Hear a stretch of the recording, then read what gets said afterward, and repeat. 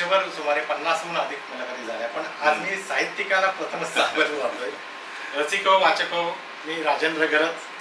आपलं नवे शहरच्या माध्यमातून आपण गेली वर्षभर मुलाखतींचं जे सदर सुरू आहे त्या अंतर्गत आपण विविध कलावंत, राजकारणी, जादूगार, सादरकर्ते अशा लोकांना घेतलं. आज प्रथमच मी एका साहित्यिकाच्या घरी आहे. श्री अशोक गुप्ते त्यांचं नाव. अशोक गुप्ते हे नाव नवीनवेकरांना अजिबातच नवीन नाही. महाराष्ट्राला सुपरिचित असलेले विख्यात कवी नारायण मुरलीधर गुप्ते, कविवर्य बी यांचे ते नातू. अशोकजी, आपलं आमच्या कार्यक्रमात हार्दिक स्वागत. धन्यवाद. नमस्कार मंडळी, मी अशोक गुप्ते. राजेंद्रने सांगितल्याप्रमाणे आपलं नवे शहर या वृत्तपत्राचे उपसंपादक ही त्यांची एक ओळख, आणि आमचे कौटुंबिक मित्र ही अधिक जवळची आणि अधिक स्नेहाची आणि अधिक ओली ओळख. त्याच्यामुळे राजेंद्र हा आमचा एक कुटुंबातलाच भाग आहे, जसं मी म्हटलं. तर ही जी माझी वाटचाल आहे त्या वाटचालीमध्ये राजेंद्राचा खरंच हात जो आहे तो सिंहाचा आहे, वाटा त्याचा सिंहाचा आहे. तर आणि आज तो आता मुलाखतीच्या रूपाने आम्ही अधिक जवळ आलेलो आहोत आणि अधिक बांधले गेलेलो आहोत असं झालेलं आहे. त्याच्यामुळे मला खूप आनंद होतोय राजेंद्रशी गप्पा कर. मी मुलाखतीच्या ऐवजी गप्पा असं म्हणतोय. राजेंद्रशी साहित्यिक गप्पा आपल्याला करायच्या, आणि ह्याच्यासाठी आपले नवे शहर आणि राजेंद्र यांचं मी आभार मानतो आणि त्यांना ईश्वराजवळ प्रार्थना करतो की त्यांना प्रत्येक कार्यक्रमामध्ये यश, कीर्ती आणि सन्मान मिळो. धन्यवाद. धन्यवाद.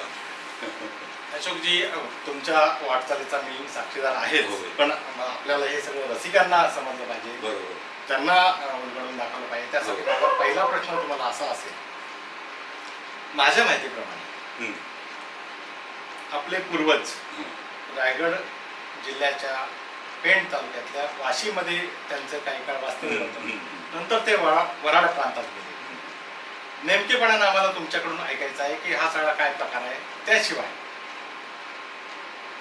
कविवर्य बी नारायण मुरलीधर गुप्ते, चाफा बोलेना या कवितेचे रचनाकार, त्या कवितेने महाराष्ट्रात आणि महाराष्ट्राबाहेर जिथे जिथे मराठी भाषा बोलली जाते तिथे दिगंत कीर्ती मिळवली. तर त्या कवींचा DNA तुमच्यात आहे. तर आम्हाला आपल्या पूर्वजांच्या वास्तव्याबद्दल आणि या आपल्या सगळ्या साहित्यिक वाटचालीची सुरुवात, त्याचं बीज कसं आणि कुठे रोवलं त्याबद्दल जरा तपशीलवार सांगा. बरोबर. पहिल्यांदी आमचं मूळ गाव किंवा आमचं मूळ ठिकाण, आम्ही मूळचे म्हणजे गुप्ते जे आहोत ते वाशी म्हणजे पेणमधील वाशी ह्या गावात, पेणमधून पासून साधारण 6-7-8 किलोमीटर असेल वाशी हे गाव आहे तिकडे. तर तिकडचे आम्ही वाशीचे वास्कर गुप्ते म्हणून, तिथे आमच्या 3-4 पिढ्यापूर्वी आमचे सगळे पूर्वज राहत होते. पण नंतर पोटापाण्याच्या व्यवसायासाठी ते कुलकर्णी पण आमच्याकडे होतं. त्याचं पोटापाण्याच्या व्यवस्थासाठी किंवा पोटापाण्याच्या साठी आम्हाला म्हणजे आमच्या पूर्वजांना ते गाव सोडावं लागलं. आणि नंतर ते वराडामध्ये आले, म्हणजे आमच्या आजोबांचे आजोबा वगैरे ते वकील होते.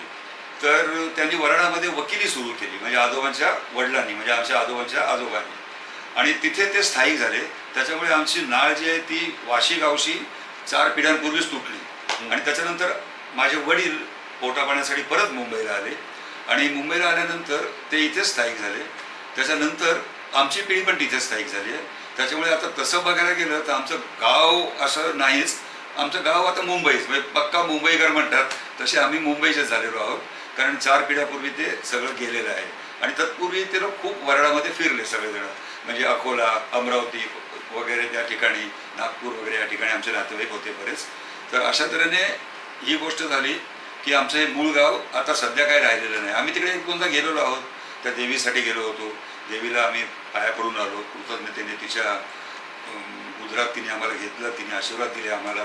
2-3 वेळा आम्ही तिकडे गेलेलो आहोत. पण आता तसा काही संबंध काहीच उरलेला नाही आहे, कारण फार 4 पिढ्यापूर्वींची गोष्ट झाली.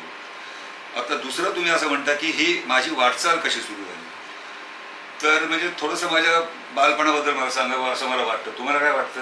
बरोबर. कविवर्य बीन बद्दल सांगा. कविवर्य वारसा कसा आला तुमच्यात, ते कसं तुम्ही बीज रोवलं, कसं पुढे काय झालेलं आहे की कविवर्य बीन बद्दल जी लिखित किंवा पुस्तक रूपाची माहिती आहे तेवढीच मला माहिती आहे. कारण त्यांनी स्वतःचं असं काही ठेवलं नाही. पहिली गोष्ट की ते अतिशय बरेच प्रसिद्धी परांमुख होते. आणि दुसरं म्हणजे ते वारले आणि नंतर मी जन्मलो, त्याच्यामुळे त्यांचा सहवास बिलकुल लागला नाही, मी त्यांना पाहिलं नाही. त्याच्यामुळे असं झालं की त्यांच्याबद्दल मला तशी अशी वेगळी तुम्हाला सांगण्यासारखी काय माहिती नाही आहे जी मी तुम्हाला शेअर करू शकेल. पण ते अतिशय प्रसिद्धी परांमुख होते, अतिशय अभ्यासू वृत्तीचे होते. त्या म्हणजे एकांत त्यांना जास्त प्रिय होता. ते कोणाबरोबर मिक्स वगैरे होत नसत, ही त्यांची अशी पार्श्वभूमी होती. त्यांचे सगळ्यात धाकटे बंधू जे होते ते गजानन महाराज गुप्ते म्हणून प्रसिद्ध आहेत. ते मोठे नाथपंथी संत होऊन गेले. त्यांची समाधी आहे नाशिकला केवढी तरी मोठी. त्यांचा संप्रदाय चालू आहे. त्यांची शिष्यमंडळी दरवर्षी अनेक उत्सव त्या समाधीवर पंचवटीला साजरे करतात. तिकडे आम्ही जातो. ते देखील त्यांचं देखील दर्शन माझ्या नशिबात नव्हतं, कारण माझ्या जन्माच्या आधी कवी बींच्या मृत्यूच्या आधी 1 वर्ष ते वारले. त्याच्यामुळे त्यांचा पण माझा संबंध नाही. पण हा आध्यात्मिक वारसा आणि हा जो साहित्यिक वारसा जो आहे तो माझ्यामध्ये पहिल्यापासून आल्यामुळे मी तो फक्त वृद्धिंगत केलेला आहे. म्हणजे मूळ ऑलरेडी होतंच, पण त्याला मी खतपाणी घातलं माझ्या वाचनाने, माझ्या लिखाणाने, माझ्या निरीक्षणाने आणि माझ्या कष्टाने. थोडंफार खतपाणी घातलं, पण तो मूळ वारसा आहे तो हा असाच आध्यात्मिक आणि साहित्यिक आलेला आहे. आध्यात्मिक क्षेत्रामध्ये मी शून्य कामगिरी केलेली आहे, पण साहित्यिक क्षेत्रात छोटं मोठं काहीतरी करत आलेलो आहे. लेखन कामाठी, ज्याला कवी बींनी हा शब्द वापरला आहे, तशी लेखन कामाठी करत आलेलो आहे मी. हे असं आहे थोडंसं. माझा प्रश्न तुम्हाला असा, तुम्ही मुंबईकर म्हटलात पण तुम्ही पक्के नवी आहात. मुंबईत वास्तव्य कधीपासून आहे? 1977 सालापासून मी आहे. प्रदीर्घ काळ तुम्ही. बरोबर, अगदी बरोबर. 40हून अधिक वर्ष. बरोबर. माझं बालपण जे गेलं ते वरळी बिरडी चाळीमध्ये जांभोरी मैदानाजवळ. आणि ती खोली अतिशय लहान होती. त्यामुळे आम्ही 3 भाऊ 2 भाऊ, 3 बहिणी 2 भाऊ असे होतो. तर ती खोली कमी पडली. त्यामुळे मला इथे तेव्हा नवी मुंबई जस्ट डेव्हलप विकसित होत होती. तर म्हणून मी इथे वाशीमध्ये आलो लग्न केल्याबरोबर. आता 40-42 वर्ष झाली. आता मी मुंबईकर म्हणण्यापेक्षा नवी मुंबईकर झालेलो आहे असं मला अभिमानाने सांगावं असं वाटतं. माझी माहिती असं सांगते की तुम्ही ठाणे बेलापूर मार्गावरील सिमेंट्स या कंपनीत प्रदीर्घ काळ नोकरी केली. हो हो.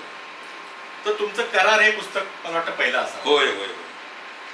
तर त्या पुस्तकाची रचना, त्या पुस्तकासाठी तुम्ही काढलेला वेळ आणि त्या पुस्तकाचं त्या सिमेंट्स मधल्या सहकाऱ्यांनी, वरिष्ठांनी केलेलं स्वागत कसं होतं सर? अगदी बरोबर. काय झालं की आता आजकालची परिस्थिती आणि त्या काळची म्हणजे जवळजवळ 25, 30, 35 वर्षापूर्वीची परिस्थिती म्हणजे नोकरीच्या संदर्भात देखील अतिशय वेगळी होती. आजकाल माणूसला जायची फक्त वेळ असते, तरुण पिढीला यायची वेळ नसते. तसं आमच्या वेळेला कामाचं एवढं बर्डन नव्हतं. त्याच्यामुळे 8 ते 5 हा आमचा ड्युटीचा वेळ असायचा. म्हणून 5 नंतरचा वेळ आणि मी जवळ असल्यामुळे 6 पर्यंत घरी यायचो. तर त्याच्यानंतर मला वाचनाला, लिखाणाला, चिंतनाला, मननाला किंवा एकांतात बसून निर्मिती संबंधी काही विचार करायला बराच वेळ मिळायचा. त्याच्यामुळे सिमेंट्समध्ये मी नोकरी करून देखील बरंच वाचन केलं. म्हणजे सिनेमे पाहिले, नाटकं पाहिली, मी भाषणं ऐकली. म्हणजे वरळीला असताना मी जवळजवळ सगळ्या नेत्यांची, साहित्यिकांची भाषणं ऐकली. त्याचाही परिणाम माझ्यावर झालेला आहे. तो असा की म्हणजे नाथपैंपासून, मधुलिमैनपासून, प्रल्हाद पूर्णेपासून अगदी अत्रेंपर्यंत सगळ्यांची भाषणं मी नेहमी ऐकलेली आहेत. डांगेंपासून किती नावं घेऊ. तर इथे मुंबईला म्हणजे नवी मुंबईला आल्यानंतर देखील मी भाषणाला जायचो. तर त्याच्यामुळे नोकरी पूर्णपणे असा बांधलेला नव्हतो आजच्या परिस्थितीप्रमाणे. त्याच्यामुळे हा वेळ जो आहे तो मी माझ्या कलेच्या आनंदामध्ये घालवायचो. गाणी ऐक, नाटकं बघ, सिनेमा बघ, वाचन कर. तर ह्याच्यामुळे मी कविता लिहू शकलो, कवितेसाठी एक वेळ देऊ शकलो. आणि आता नंतर तुम्हाला असं जाणून घ्यायचं आहे की कंपनीतल्या लोकांनी कसं हे केलं. नंतर कंपनीचे ऑफिसर्स वगैरे आले होते माझ्या पुस्तकाच्या प्रकाशनाला आणि त्यांनी मला प्रोत्साहन दिलं. त्यांनी मला नेहमी ते म्हणायचे, तू लिही, वाच, तुला काय सुट्टी पाहिजे असेल, काय असेल तरी देखील तू हे कर, असं ते नेहमी म्हणायचे. आणि त्यांचंही मला सहकार्य मिळालं आणि मग वेळ पण मला मिळाला, त्याचा मी सदुपयोग करून घेतला.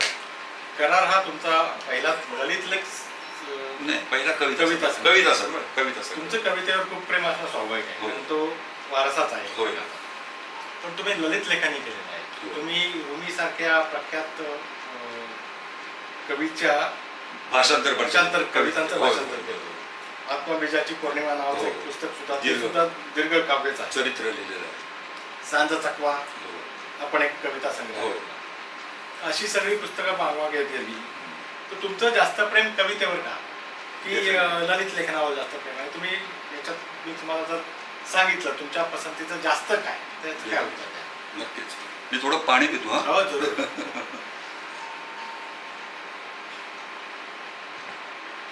मूलतः माझा पिंड कविता अगदी म्हणजे 100% पण मी नेहमी म्हणतो की कविता हे ईश्वराचं देणं आहे. आपण फक्त झोळी उघडी ठेवायची.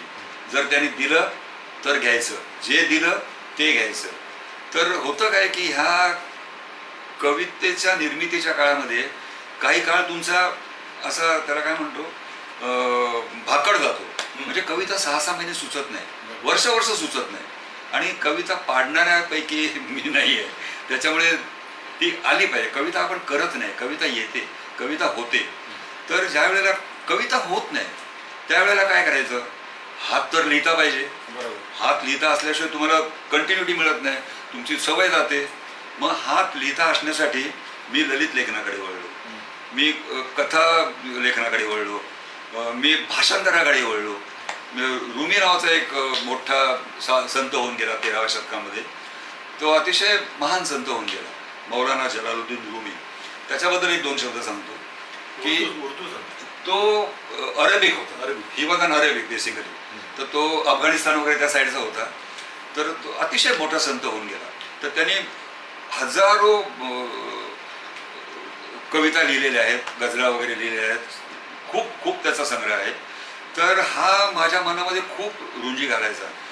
म्हणजे ओशोंची मी भाषणं ऐकायला, मी मगाशी म्हटल्याप्रमाणे मी भाषणं भरपूर ऐकली.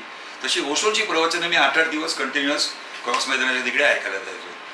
तर ओशोंच्या साहित्य पण मी भरपूर वाचलेलं आहे. तर त्यांच्या साहित्यात, त्यांच्या भाषणात रुमीचा उल्लेख बऱ्याचदा असायचा. त्याच्यामुळे मला रुमीबद्दल एक असं अनामिक आकर्षण वाटायला लागलं. नंतर आमच्या म्हणजे लेगसीमधले एक जे महाराज आहेत होते ते सुबैया महाराज होते. तर त्यांचे म्हणजे ते आता वारले, त्यांचं वास्तव्य मडिकेरीला होतं. तर ते देखील आपल्या भाषणांमध्ये वगैरे रुमी संबंधी बोलायचे. त्यामुळे ते माझं आकर्षण अधिक दृढ होत गेलं. मग मी म्हटलं की व्हॉट इज रुमी, काय आहे रुमी? तर मी पुस्तकं मागवली, अनेक पुस्तकं मागवली. मी साईटवर गेलो, खूप माहिती मिळवली. आणि नंतर जर तुम्हाला एखाद्या कवितांचं भाषांतर करायचं असेल तर ते नुसतं समजलेलं असून उपयोग नाही. कविता त्या तुम्हाला भिडल्या पाहिजे, बरोबर, त्या तुमच्यामध्ये भिनल्या पाहिजे, कळलं की नाही? त्याने असं तुमच्या इथे वार केला पाहिजे, अरे मला काहीतरी सांगायचं, हल्ला पाहिजे माणूस. तर तसं मी हल्लो त्यांचं सगळं साहित्य वाचून. बरीच 15-20 पुस्तकं त्यांची वाचली. त्याच्या दाऊद दळवी होते त्यावेळेला मोठे लेखक, त्यांच्याकडे मी जाऊन बसलो 2-2, 3-3 वेळेला. त्यांचे चुलत भाऊ होते, त्यांच्याकडे मी जाऊन बसलो. अनेकांची मी खूप गोळा केले मी संदर्भ. आणि म्हटलं आता आपण त्याच्या जवळजवळ 1-2 वर्ष गेली माझी संदर्भ गोळा करण्यात. आणि नंतर कुठल्या कविता घ्यायच्या आपण, भाषांतरासाठी योग्य कविता कुठल्या हे मी ठरवलं. आणि मग नंतर मी त्यांचं भाषांतर केलं आणि ग्रंथालयातर्फे ते प्रसिद्ध झालं. तर भाषांतराकडे मी असा वळलो. आणि मग आता ललित लेखन, मगाशी मी म्हटल्याप्रमाणे कवितेसाठी काही दिवस भाकड जातात, होतच नाही कविता. मग आपण करायचं काय? मग हळूहळू ललित लेखनाकडे वळलो, हळूहळू कथेकडे वळलो. कथेमध्ये मला बक्षिसं वगैरे बरीच मिळाली आहे. मेनकामध्ये उत्कृष्ट कथाकार म्हणून मला हे केलेलं आहे. नंतर गार्गीमध्ये फर्स्ट प्राईज मिळालेलं आहे. गार्गीमध्ये मला बक्षिसं मिळालेली आहेत. कथा पण मी बऱ्याच लिहिल्या. तर अशा तऱ्हेने कवितेला आणि होतं काय की कविता ही इंटेन्स असते. कविता ही म्हणजे अशी बांधीव असते, ज्याला म्हणतो गोळीबंद असते. त्याच्यामध्ये तुम्हाला तितकंसं व्यक्त होत नाही जितकं ललित लेखामध्ये होता येतं, आहे की नाही? किंवा तुमच्या एखाद्या कथेमध्ये जर तुम्हाला एखादा प्रसंग वर्णन करायचा आहे, एखादं व्यक्तिमत्व वर्णन करायचं आहे, तर त्या कथेमध्ये तुम्ही अधिक मोकळे होता, अधिक तुम्ही व्यक्त होऊ शकता. तर तसं कवितेमध्ये ते स्वातंत्र्य कवितेत नाही. कविता गोळीबंद हवे. आमचे अशोक भावे म्हणतात की कवीने अतिशय कंजूस असलं पाहिजे शब्दांच्या बाबतीत. अतिशय एकही शब्द जर हल्ला कवितेचा तर तुमची कविता पडली पाहिजे. कोसळली. हा हा. तर अशा बंदिस्त ह्याच्यामध्ये आपल्याला कविता येतेच असं नाही नेहमी. आणि मगाशी मी म्हटल्याप्रमाणे अशी पानं पानं लिहिणारा मी कवी नाही आहे. या मुद्द्यावर मला तुम्हाला अत्यंत आवडलेली एखादी कविता रसिकांसाठी सादर करा, माझी विनंती नाही. बरं, जरूर करतो मी. माझ्या बऱ्याचशा कविता अनेक विषयांवर आहेत. मी मला आवडलेली, हो, तुम्ही रचलेली. होय. मी कविता मध्ये देखील खूप म्हणजे असे प्रकार हाताळलेले आहेत. मी गझला लिहितो, मी बऱ्याचशा अभंग लिहितो, परत मी हायकू लिहिलेले आहेत. म्हणजे कविता पण नुसते कविता लिहून आपलं नाही होत, कारण कविता येतेच असं नाही. मग अभंग आला तर अभंग घ्यायचा, हायकू त्याने दिला तर हायकू घ्यायचा, गझल दिली त्यांनी तर गझल घ्यायची. तर गझला देखील मी लिहिलेलं आहे. तर आता राजेंद्रनी जी हे केलेली आहे विनंती, त्याच्यावरनं माझी मी एक कविता म्हणून दाखवतो तुम्हाला. मला आता एक साधारण 1-2 मिनिटं विषयानंतर माझी आई वारली, आईशी वगैरे सांगितलं वगैरे. मी रडलो नाही, मला रडू आलं नाही. ते इतकं दबलं गेलं होतं, इतकं दाबलं गेलं होतं की मला व्यक्तच नाही होता. आणि आजपर्यंत ही जी कविता मी तुम्हाला ऐकवणार आहे, त्या कविता लिहिण्यापूर्वी मला आईवर एक शब्द देखील लिहिता नाही आला. एकही शब्द माझ्याकडून नाही लिहून झाला.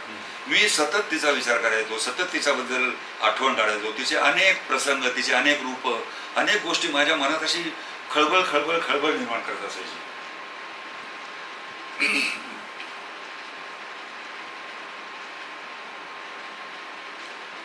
पण येत काहीच नव्हतं बाहेर. आणि हे जे गर्भामध्ये जे असतं ना कवीच्या, ते अतिशय त्याला त्रास देतात जोपर्यंत ते बाहेर येत नाही तोपर्यंत. तर तसा मी नेहमी म्हणायचो की मला असं वाटतं की जगामध्ये पाऊस आणि आई ह्या विषयावर कविता न लिहिलेला मनुष्य किंवा कविता न लिहिलेला कवी एकच असला पाहिजे, तो म्हणजे अशोक गुप्ते. तर ती कोंडी मात्र सद्गुरूंच्या कृपेने मध्ये एक 6 महिने वर्षभरापूर्वी फुटली. आणि मी असं कसं होतं, बांधाचं पाणी जर अडवलं आपण तर ते अडतं, आणि बांध जर बाजूला केलं तर भसभस भसभस भसभस फुटतं. तर मी अशा दीर्घकाव्य हल्ली लिहितोय. त्या दीर्घकाव्यामध्ये आईच्या कविता म्हणून एक 8-10 पानांचं दीर्घकाव्य लिहिलेलं आहे. तसं मी लिहिलंय कवितेच्या कविता लिहिलेलं आहे, तसं मी लिहिलेलं आहे तुझ्या कविता असं लिहिलेलं आहे.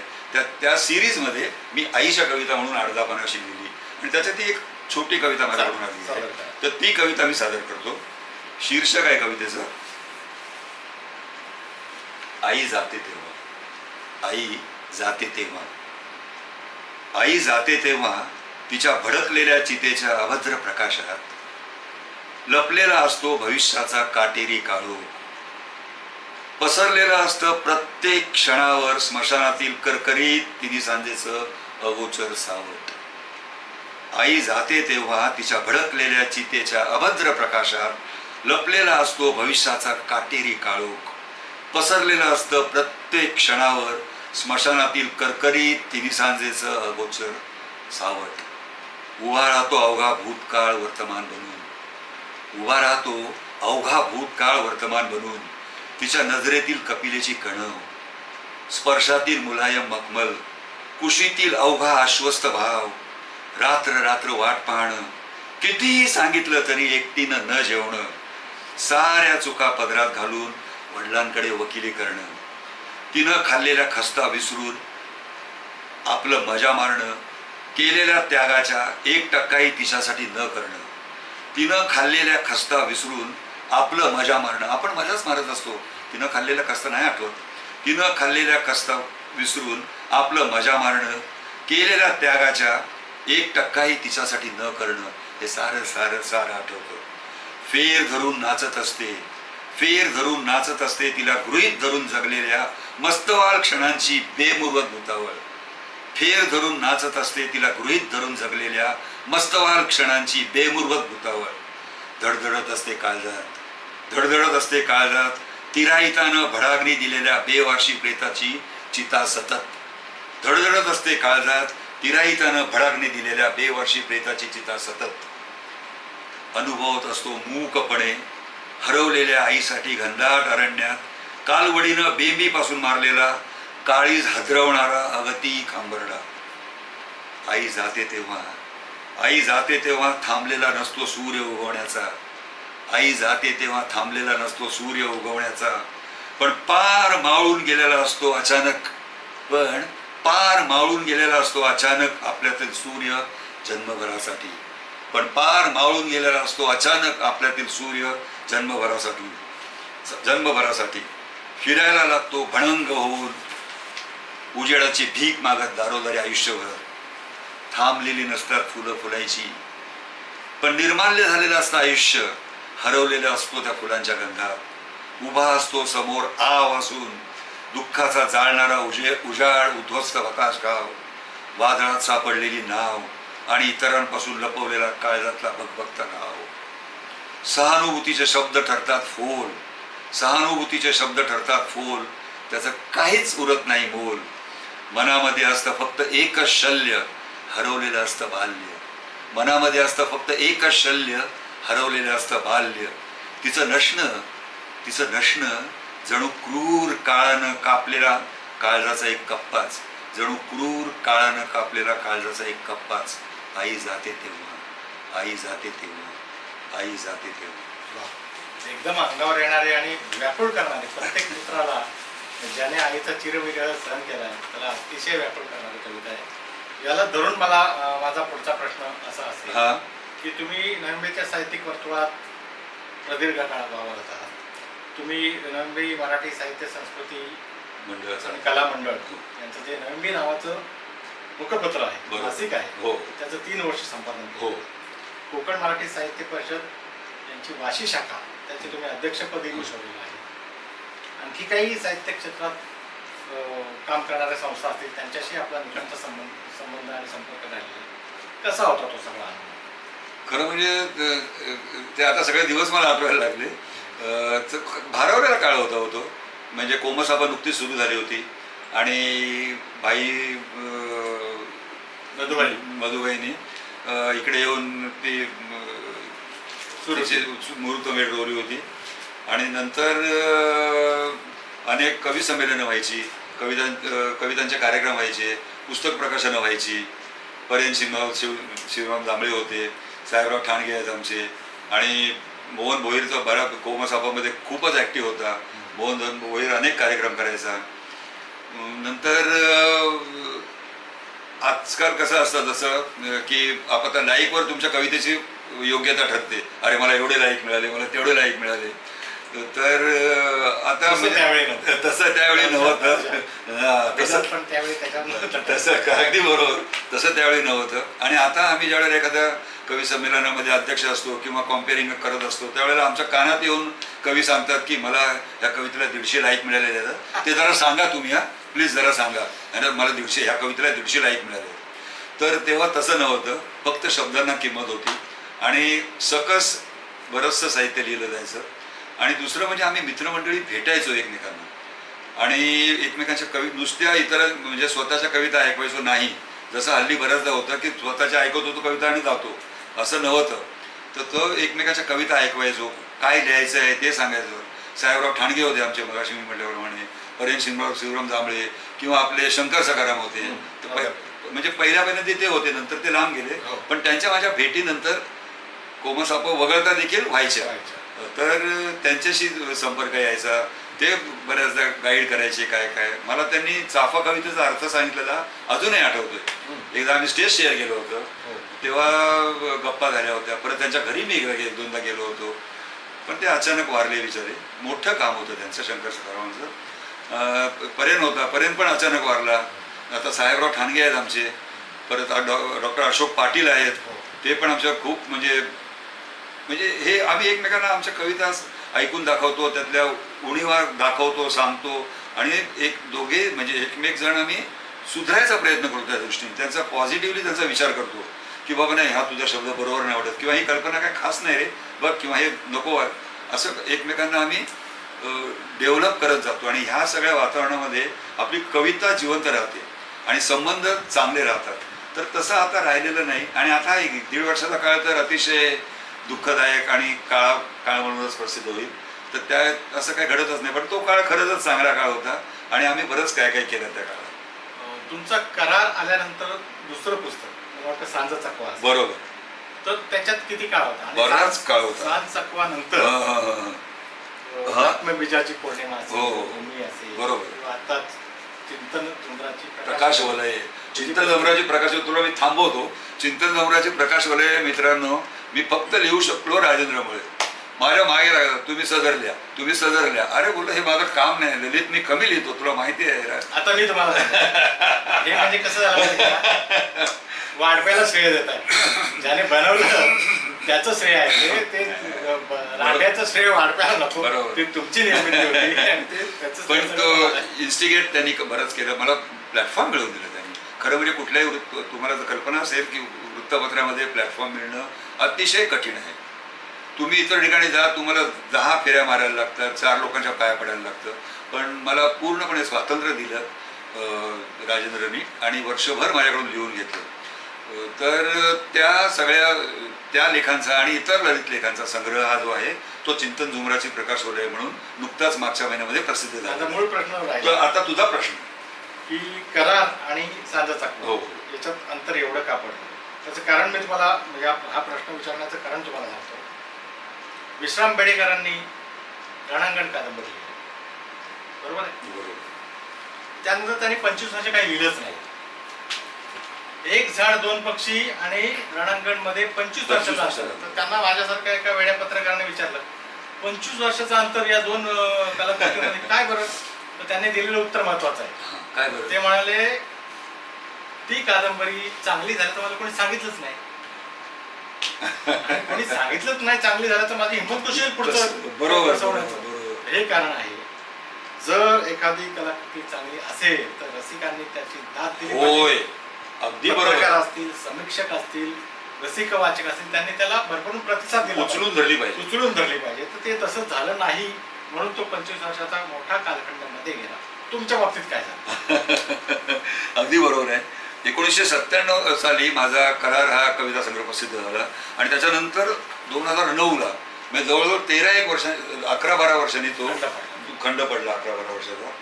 तर ह्याची कारणं आता जर शोधायला गेलो तर विश्राम बेडेकर म्हणतात तेही खरं आहे, काही अंशी तेही खरं आहे.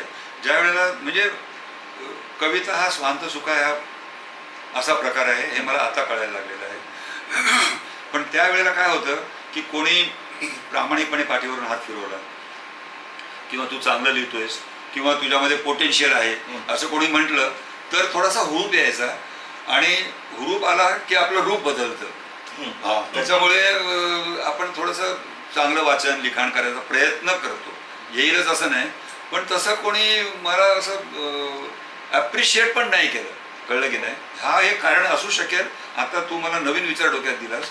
पण म्हणजे ज्या वेळेला गाजावाजा होतो त्याचं बोलबाला होतो त्यावेळेला चर्चा होते त्यावेळेला माणसाला वाटतं की अरे मी योग्य मार्गावर आहे.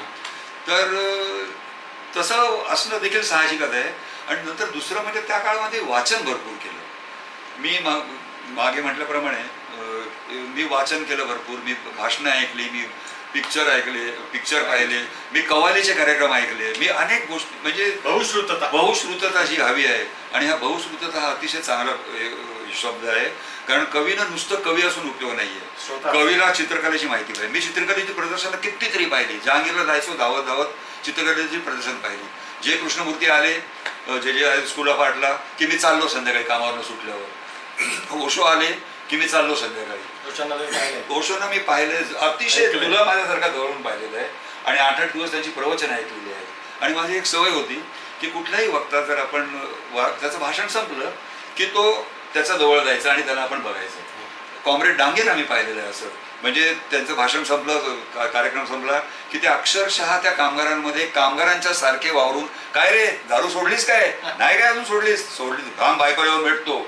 एवढ्या आपुलकीने हा आंतरराष्ट्रीय कीर्तीचा मोठा नेता त्यांच्याशी बोलायचा खांद्यावर हात घालून.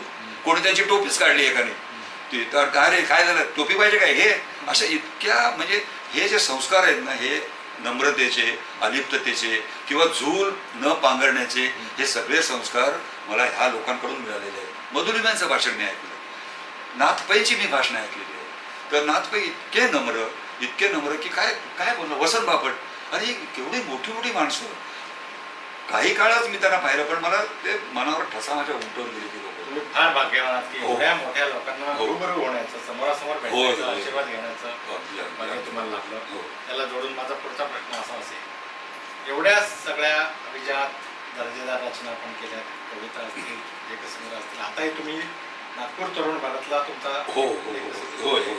नेहमीच सदर चालू आहे. स्तंभलेखन चालू होय, आहे. बरोबर. नक्कीच तुम्हाला सन्मानित केलं असेल वेगवेगळ्या संस्थांनी, हो. शासनातर्फे सन्मान झाला असेल, विविध संस्थांनी, साहित्यिक बरोबर, संस्थांनी बरोबर. सन्मान केले. कोणकोणते पुरस्कार आपल्याला मिळाले जरा सांगा आम्हाला. मी हा प्रश्नाचं उत्तर देतो, पण मगाशी मी आपला तो प्रश्न अर्धवट राहिला, तो मी का लिहिलं गेलं नाही माझ्याकडून, हां. तर ते हे कारण असेल असू शकेल. आणि दुसरं म्हणजे मी खूप वाचन वगैरे करत गेलो असं म्हटलं मी. आणि नंतर मला असं लक्षात आलं म्हणजे की पाठीवरची थाप ही कविता लिहिण्याचं उगमस्थान असू शकत नाही. म्हणजे मॅच्युरिटी ज्याला म्हणतात, प्रगल्भता जी आहे ना, ती मला येत गेली की तुझी कोणी पाठ थोपटो न थोपटो, तू स्वतःला विचार ही कविता कशी झालेली आहे. तुला जर वाटलं, आणि तुझ्या काही लिमिटेड मित्रमंडळी ते वाचून दाखव, मर्यादित मित्रमंडळी. म्हणजे जसं मी मगाशी म्हटलं, आमचे साहेबराव ठाणके आहेत, अशोक बागवे आहेत, सतीश सोळंपूरकर आहेत, किंवा इतर आमचे जे मित्र आहेत, त्यांच्यात तू वाचून दाखव. तुला जर त्यांनी सांगितलं की तुझा मार्ग योग्य आहे तर, आणि तुला पण वाटलं त्याच वेळेला की तुलाही वाटलं की नाही, हे माझं ही जी माझी अभिव्यक्ती आहे ती परफेक्ट आहे, ही चांगली आहे, छान आहे, मी आणखीनही सुधारणा करू शकतो, तरच तू लिही. आणि म्हणजे नुसतं तुमची पाठीवरची थाप ही तुम्हाला मोटिवेशन नाही होऊ शकत. तुमच्या स्वतःची प्रगल्भता झाली पाहिजे की मला मोटिवेशन असो नसो, मी लिहिणार, मी प्रसिद्धीला देणार, प्रसिद्ध झालं आनंद आहे, नाही झालं दुःख नाही. आता म्हणजे बऱ्याचदा कविता आपल्या प्रसिद्ध होत नाहीत, काही हरकत नाही. तू प्रामाणिक राहून त्या प्रतिभेशी इमान राख, हे मी मला हळूहळू हळूहळू समजावत गेलो. म्हणून 10-11 वर्षाचा काळ तो गेला. आणि आता तुझ्या ह्या प्रश्नाचं उत्तर की कुठले कुठले सन्मान मला मिळाले. मला इंदिरा संत पुरस्कार मिळाला आहे 2009चा, जो अतिशय मानाचा समजला जातो माझ्या छान चकवा ह्या कविता संग्रहासाठी. नंतर मला ललित कविता संग्रह मिळाला, ललितचं हे मिळालेलं आहे. नंतर माझ्या कथा आहेत, त्यांना मेनकामधून, गार्गीमधून, मी मगाशी म्हटल्याप्रमाणे त्यांना प्रथम दुसरं पारितोषिक वगैरे मिळालेलं आहे. आणि मला आपले हद कुलकर्णी होते जुने, आता प्रकाश कुलकर्णी, तर त्यांचं ते मासिकाचं नाव मी विसरलो. त्या मासिकात आरती प्रभू काव्य स्पर्धा, त्यावेळेला काव्य स्पर्धेसाठी कविता पाठवायचा आम्हाला खूप वेळ होतं, तर त्याला देखील बक्षीस मिळालं. त्याचा मला खूप आनंद वाटला, कारण आरती प्रभूंचं नाव नाही, साहित्य दरवळचा देखील मला पुरस्कार मिळालेला आहे, राहुल यांचा. असे छोटे मोठे पुरस्कार मिळालेले आहे, पण अजून काय तितकासा म्हणावा इतके प्रसिद्धी मला मिळालेली नाही आहे. पण ठीक आहे, तरीही मी समाधानी आहे. आणि आपण माझ्या मनामध्ये एक ठासून भरलेलं आहे, मी गुलजार नाही आहे पहिली गोष्ट. त्याच्यामुळे मी गगनाला गवसणी घालू शकणार नाही. आणि आपल्या मर्यादा ज्या वेळेला माणसाला कळतात ना, त्यावेळेलाच त्याच्यामधलं कर्तृत्व जागा होतं आणि ते अधिक फुलून येतं. नाहीतर उगाचच कशाला तरी म्हणजे उंटाचा मुका घेणं म्हणतात ना. आता उद्या मी म्हटलं की मला नोबेल प्राईज पाहिजे तर नाही मिळणार. उद्या मी म्हटलं मला मराठी साहित्याचा अध्यक्ष व्हायचं आहे, मराठी साहित्य समिती, तर नाही होणार. पण मी आनंद उपभोगत राहीन. तुम्हाला तुमची बलस्थानं आणि तुमच्या मर्यादा पक्क्या त्यानुसार तुमची अगदी अगदी बरोबर. पुढचा प्रश्न माझा बोल ना. आगामी काय? प्रत्येक जण आपली तयारी ठेवत असतो, काहीतरी रचना बरोबर आहे, बरोबर लिहून तयार असतात, काही प्रकाशनाच्या टप्प्यात असतात, काहीचं परीक्षण सुरू असतं. बरोबर आहे, बरोबर. तर आगामी आपल्या साहित्य रचना काय काय आहेत, रसिकांनी कधी येत आहेत त्याची वाट बघायची, काय अपेक्षा आहे? तसे आगामी बरेच प्रकल्प आहेत माझे.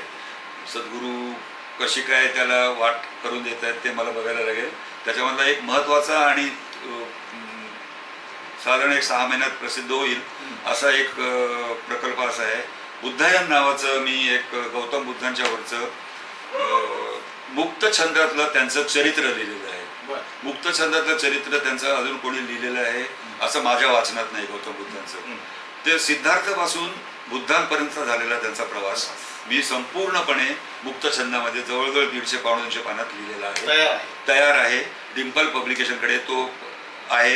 तर फक्त सध्याचा काळ हा योग्य काळ नाही आहे छापण्यासाठी, म्हणून ते थांबलेलं आहे पुस्तक. तर ते खरं म्हणजे मागच्या वर्षी द्यायला हवं होतं, पण त्याच्या आधी चिंतन झुमराची प्रकाशवाले प्रसिद्ध झालं. प्रत्येक पुस्तकाचा भागध्येय असतं, तसं तो त्यांच्या डिंपलकडे पूर्णपणे प्रकाशित करण्याच्या योग्यतेचा झालेला आहे आणि प्रकाशित होऊ शकतो. ही पहिली गोष्ट. नंतर माझ्याकडे काही गझला आहेत बऱ्याचशा लिहिलेल्या. जसं मी मगाशी म्हटलं, मी गझला देखील लिहितो. गझलांचं एक पुस्तक होऊ शकतं. कविता बऱ्याच झालेल्या आहेत, कवितांचं पण एक पुस्तक होऊ शकतं. आणि नंतर मी एक दीर्घ काव्य लिहिलेलं आहे, इंग्लिशमधून लिहिलेलं आहे. हां, त्याचं नाव आहे ऑटोबायोग्राफी ऑफ अ साधक, फ्रॉम झिरो टुवर्ड झिरो. हां, फ्रॉम झिरो टुवर्ड झिरो, शून्याकडून शून्याकडे. कारण बुद्धांनी शून्याचं महत्त्व फार वर्णन केलेलं आहे आणि नाथपंथामध्ये पण विलीनच होतो तो मनुष्य.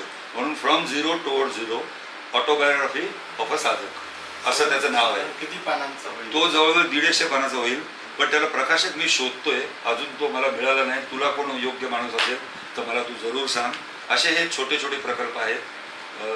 तर त्याच्या संबंधी आता पाहू कसं काय, सद्गुरूंची काय कृपा कधी आपल्यावर होते, त्या पुस्तकाला भर दे कधी उदयाला येते, हे असे आहेत. माझा शेवटचा प्रश्न होता, बोल. जर तुम्ही साहित्यिक झाला नसता तर आम्ही अशोक गुप्ते यांना कुठल्या रूपात पाहिलं असतं? पहिलं म्हणजे जसं लताबाईंना विचारला होता प्रश्न, तुम्ही म्हणजे गायिका झाला नसता तर काय झालं, तुम्ही गायिकाच झाले असते असं त्या म्हणा. तर मी कवीच झालो असतो. पण आता जर समजा थोडंसं एक्सपांड करायची आवड, कल्पना करायची प्रश्न म्हणून, म्हणजे एक व्हर्च्युअल थिंकिंग, तर मी जर मला पत्रकार व्हायला आवडलं असतं. अरे वा, आमच्या भावकीत. येस, मला प्राध्यापक व्हायला आवडलं असतं. ते जाणवतच. हो ना, मला प्राध्यापक व्हायला खूप आवडलं असतं, मला पत्रकार व्हायला आवडलं असतं. आणि मला असं आवड खूप आहे, पण ते होऊ शकलं नाही. मला स्विमर व्हायला आवडलं असतं, का कोणास हे वेगळं. हां, म्हणजे मी बऱ्याचदा पाण्यात उतरलेलो आहे आणि मी स्विमिंग नाही करू शकतो, अजिबातच पोहता येत मला नाही पोहता येत. आणि चौथी गोष्ट म्हणजे मला चित्रकार व्हायला आवडलं असतं. ह्या स्वरूपात मला बघायला आवडतं. त्यातलं काहीतरी औषध तरी यावेळी पूर्ण केलं का, की अजिबात त्यातलं काही? स्विमिंग मधलं मी काहीच पूर्ण केलं नाही. चित्रकलेची मी खूप प्रदर्शनं पाहिली, त्यामुळे मला जाण पाहिली. मी जाण आहे असं नाही म्हणू शकत, पण मला चित्रकला आवडते. म्युझिक मला आवडतं खूप, ऐकायला खूप आवडतं. मी म्हणजे गाणी बोलतो असं म्हणतात, मी गात नाही. I speak song. मी गाणं बोलतो, गाणी बोलतो. मी भीमसेन पासून सगळ्यांच्या खूप मैफिली ऐकलेल्या आहेत, परवीन सुलतान पासून सगळ्यांच्या खूप मैफिली आहेत. खूपदा मी गेलेलो आहे. झाकीर हुसेनच्या तबला ऐकलेला आहे, सतार ऐकलेली आहे, बऱ्याच ऐकलेल्या आहेत. पण मला म्हणजे संगीताचं खूप म्हणजे कथा आवडतो. गुलजार हा माझा ॲक्च्युली आयडॉल आहे. आवडता माझा कवी म्हणजे शाहीर आहे. अर्थात शाहीर प्रश्न कवी म्हणजे जबरदस्त, म्हणजे शाहीर म्हणजे संपला विषय. नंतर मला गुलजार आवडतो, तर मला गुलजार होणं पण खूप आवडलं असतं. म्हणजे कथा, पटकथा, संवाद, दिग्दर्शन, ह्या पण गोष्टी, अशा गोष्टी मला खूप रस आहे. छान अशोकजी, आम्ही आपल्या नव्या शहराच्या माध्यमातून आपली जी मुलाखत घेतली आणि आपण तितक्याच रसिकतेने आणि मोकळेपणानं आमच्या सर्व प्रश्नांना उत्तर दिली. मला खात्री आहे की आमच्या सर्व रसिकांनाही ती तितक्याच प्रकाशाने आवडतील. आपण आम्हाला जे मुलाखतीचं सहकार्य केलं त्याबद्दल आपले आभार. अरे धन्यवाद, धन्यवाद, धन्यवाद राजेंद्र. म्हणजे आपलं नवं शहरच्या देखील आभार, तुझे देखील आभार. धन्यवाद.